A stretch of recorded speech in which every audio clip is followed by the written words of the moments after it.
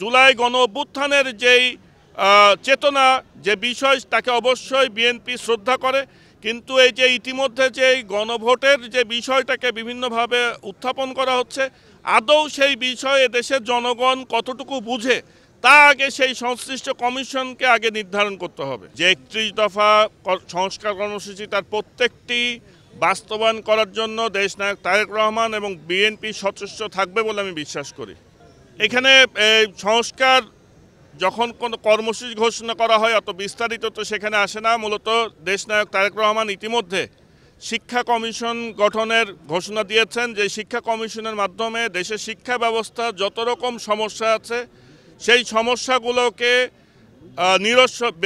সেগুলো নিরূপণ করে বের করে সেগুলোর সমাধানের বিষয়ে বিএনপি এবং দেশনায়ক তারেক রহমান সচেষ্ট থাকবেন বলে আমি মনে করি।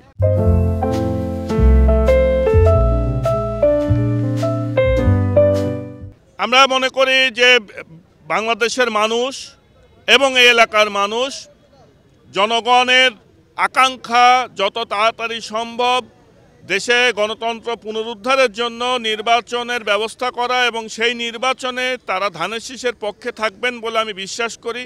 কারণ যে কোনো প্রক্রিয়ায় এলাকার উন্নয়ন এবং যে কোনো ধরনের সমস্যা সমাধানের করতে নির্বাচিত সরকারের কোনো বিকল্প নাই বলে আমার মনে করা হয়। আমি মনে করি এদেশের মানুষ নির্বাচনমুখী, গণতন্ত্রমুখী এবং তারা ভোটাধিকার দেওয়ার জন্য উদ্গ্রীব হয়ে আছে।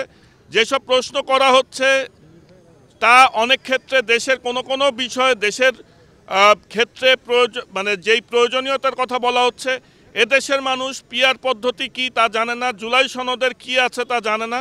এই বিষয়গুলো অবশ্যই বিএনপি জুলাই গণ অভ্যুত্থানের যেই চেতনা যে বিষয় তাকে অবশ্যই বিএনপি শ্রদ্ধা করে, কিন্তু এই যে ইতিমধ্যে যে গণভোটের যে বিষয়টাকে বিভিন্নভাবে উত্থাপন করা হচ্ছে, আদৌ সেই বিষয়ে দেশের জনগণ কতটুকু বুঝে তা আগে সেই সংশ্লিষ্ট কমিশনকে আগে নির্ধারণ করতে হবে।